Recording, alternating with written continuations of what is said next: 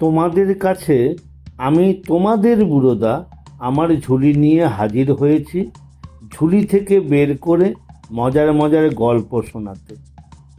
তাহলে আমি ঝুলি খুলছি খুলছি, দেখি আজ তোমাদের জন্য কোন গল্প ঝুলি থেকে বেরোয়।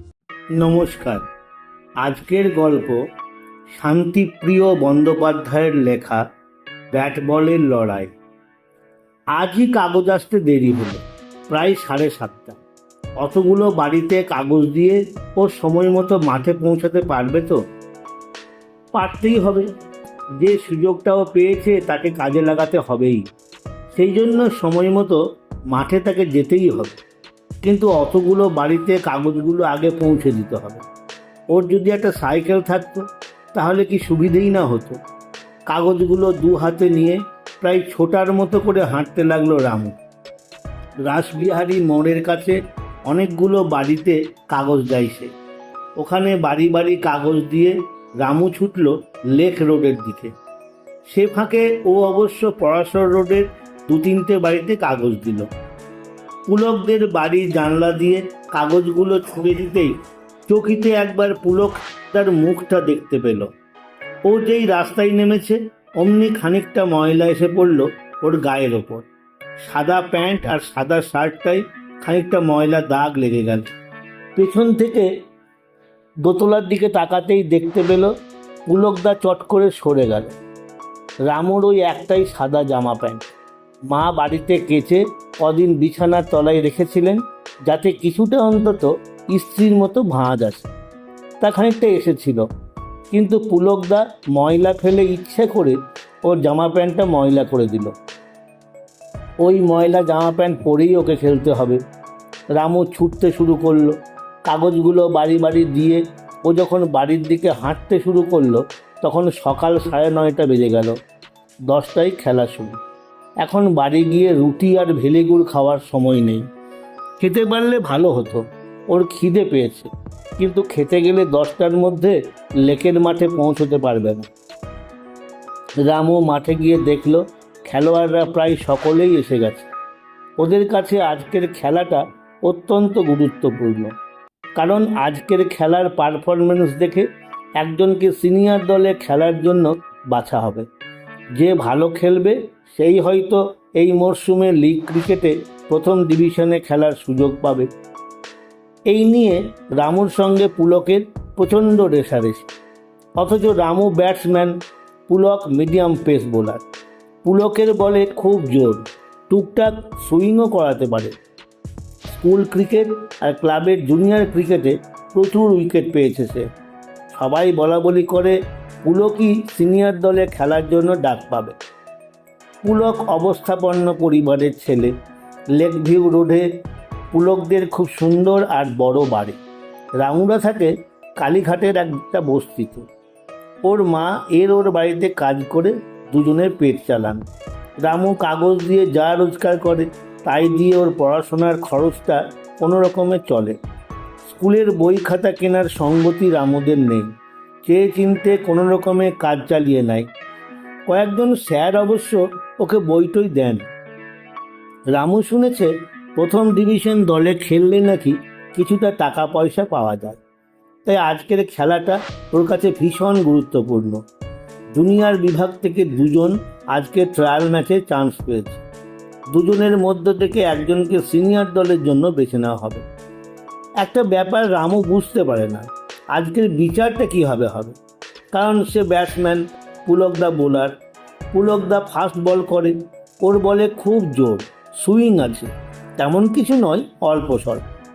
পুলকদার নজর স্পিডের উপর।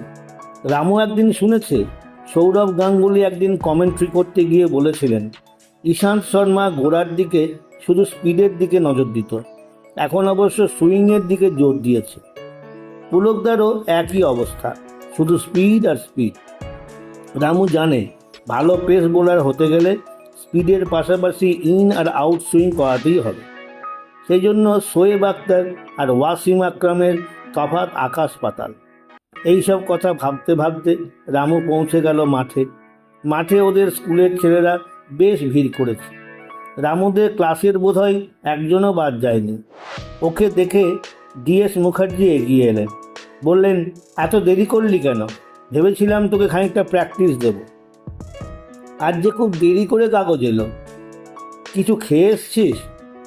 না, কাগজগুলো দিয়েই তো মাঠে এলাম, বাড়ি যেতে পারিনি। আয় আমার সঙ্গে, আমি জানতাম তুই খালি পেটে আসবি। সামিয়ানা টাঙিয়ে কিছু চেয়ার পেতে প্যাভিলিয়ন তৈরি হয়েছে।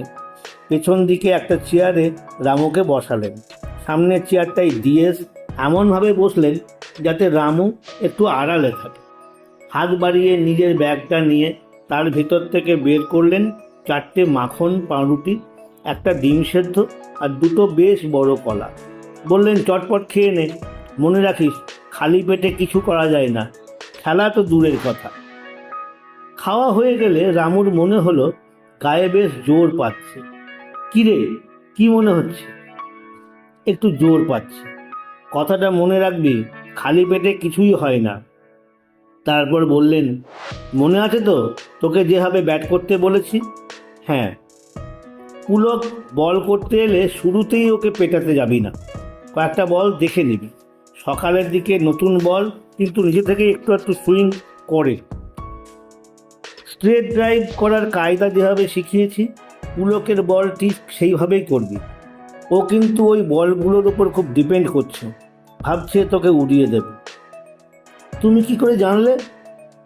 সিডিটা দেখে ওর বোলিংয়ের দুর্বলতাগুলো পরিষ্কার দেখা যাচ্ছে। আমার ব্যাটিংয়ের?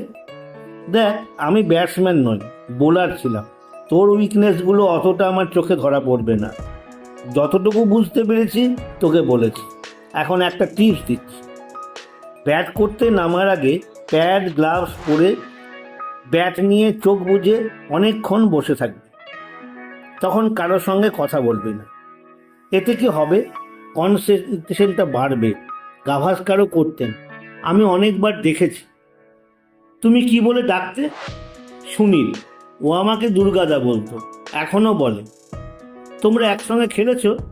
হ্যাঁ, কলকাতায় এলে তোকে নিয়ে যাবো ওর কাছে। ব্যাটিংয়ের কিছু টিপস নিয়ে নিস। আর সৌরভদা? আরে ও বাবা, দাদা তো এখনও আমায় দাদা বলে। পঙ্কজ রায়? পঙ্কজ দা ওয়াজ আ গ্রেট ব্যাটসম্যান। কি বলতেন জানিস? কি? হাতে ব্যাট থাকলে বল কেন গায়ে লাগবে? অথচ দেখ, ফেডরিক, ট্রুম্যান, হল, গিলক্রিস্টদের মতো বাঘা বাঘা ব্যাটসম্যানদের বিরুদ্ধে খেলেছেন। তখন হেলমেট ছিল, হ্যান্ডগার্ড ফার্ড কিছুই ছিল না। একবার জানিস, ইডেনে হায়দ্রাবাদের সঙ্গে খেলায় গিলক্রিস্ট মাঝ পিচ পর্যন্ত ছুটে গিয়ে বল ছুঁড়ে ওকে মারার চেষ্টা করেছিল। বুঝতে পেরে পঙ্কজদা পিচ ছেড়ে সরে গিয়েছিলেন। সেই ম্যাচটা আমরা মানে বাংলা জিতেছিল। আমি অনেকগুলো উইকেট পেয়েছিলাম। পুলক এসে সামনের রোতে একটা চেয়ার টেনে নিয়ে বসলো। ধপধপে পোশাক, ঝকঝকে চেহারা, পাশে ওর হাউস কিডস ব্যাগ। ডিএস বললেন, ওই দেখ এসে গেছে। ওর আজ একমাত্র লক্ষ্য তোকে বধ করা। কিন্তু আমরা তো একই দলে খেলতে পারি। না, তা হবে না। আগে থেকেই ঠিক করা আছে তোদের দুজনকে দু দলে খেলানো। তুই রাজুর দলে খেলবি, তোকে 3 নম্বরে নামতে হবে। তার মানে ধরে নেওয়া যেতে পারে তোকে নতুন বলেই খেলতে হবে। ওরার দিকে একটু কেয়ারফুল থাকবি। যতক্ষণ বলের সাইন থাকবে একটু দেখে শুনে খেলতে হবে, কারণ ওই সময় বল মুভ করে। ওই দেখ, টস হয়ে গেল। মনে হচ্ছে রাজু টসে জিতেছে। তার মানে তোরা আগে ব্যাট করবি, আমি ওদিকে যাচ্ছি। ওপেনিং ব্যাটসম্যান দুজনের প্যাড ট্যাড পড়া হয়ে গেলে তুইও পড়ে নিয়ে মিনিট 10 কনসেন্ট্রেশন প্র্যাকটিস করবি। রাজুদা টসের পর ফিরে এসে বলেন, আমরা আগে ব্যাট করব, প্যাড আপ।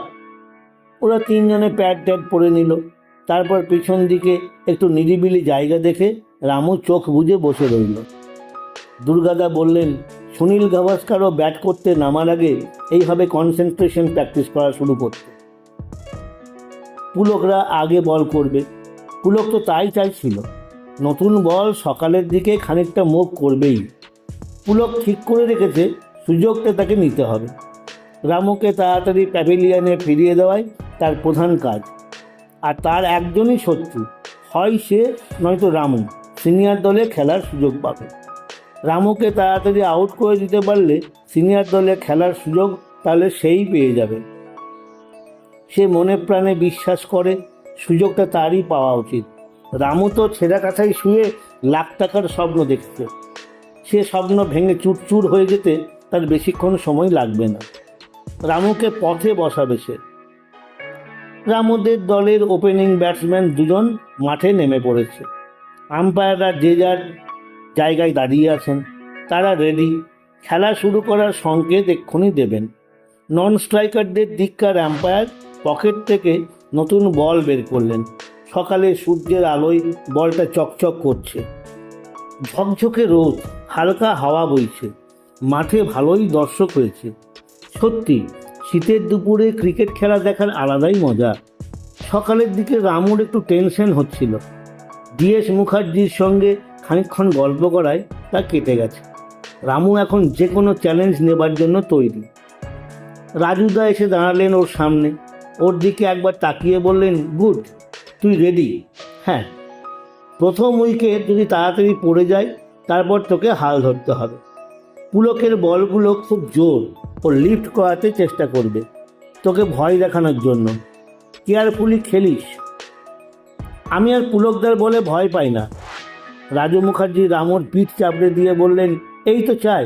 আজকের খেলাটার উপর তোর সিনিয়র ডিভিশনে খেলা নির্ভর করছে। পুলকের সঙ্গে তোর কম্পিটিশন, কিন্তু সমানে সমানে নয়। ও বোলার। আমিও সেই কথা ভাবছিলাম। আজকে কেমন পারফর্ম করে সেটাই দেখা হবে। হঠাৎ রামুর পায়ের দিকে চোখ পড়ল রাজুদার। অবাক হয়ে বললেন, তোর পায়ে একটা পুরনো কেস কেন? ক্রিকেট বুট নেই? রামু মাথা নিচু করে ঘাড় নাড়ে। ও, দেখিস পায়ে যেন চোট না লাগে। না রাজুদা, লাগবে না। হাতে ব্যাট থাকলে গায়ে কেন বল লাগবে? এটা কার কথা? কার কাছে শুনেছিস? পঙ্কজ রায়ের। আমায় বলেছেন ফজুদা, মানে ডিএস মুখার্জি। তুই দুর্গাকে চিনিস? হ্যাঁ, ওই তো পেছনে বসে আছেন। সে কি রে? রাজুদা ছুটলেন ফজুদার দিকে। ওর কানে এলো রাজুদার গলা। এ কি, তুমি পেছনে বসে আছো কেন? এসো এসো, সামনে বসো। তুমি হঠাৎ এখানে? আমি এসেছি রামুর জন্য। আজকের ম্যাচটায় ওর ভালো খেলার খুব দরকার। আমার দৃঢ় বিশ্বাস ও আমাদের হতাশ করবে না। হাজার হলেও ন্যাচারাল ট্যালেন্ট তো। ঠিক তাই, লেট আস হোপ সে।